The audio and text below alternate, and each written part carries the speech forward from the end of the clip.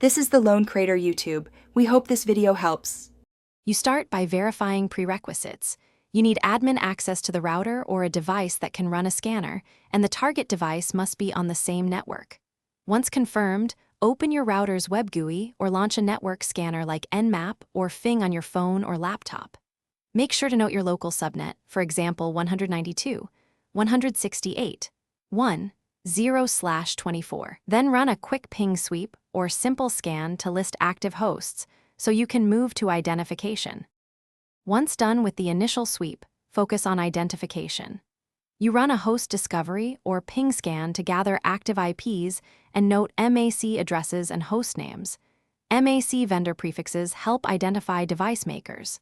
Next, perform a targeted scan for open ports or services. This reveals device type, like 22 for SSH or 80/443 for web interfaces. Then compare those results with the router's DHCP client list to match an IP to the physical device.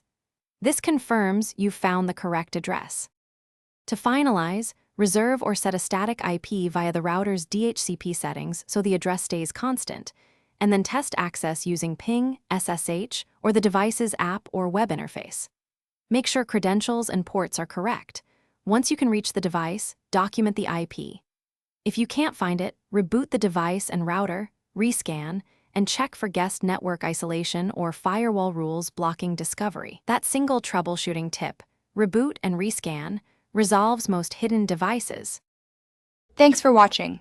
Consider subscribing if we helped you.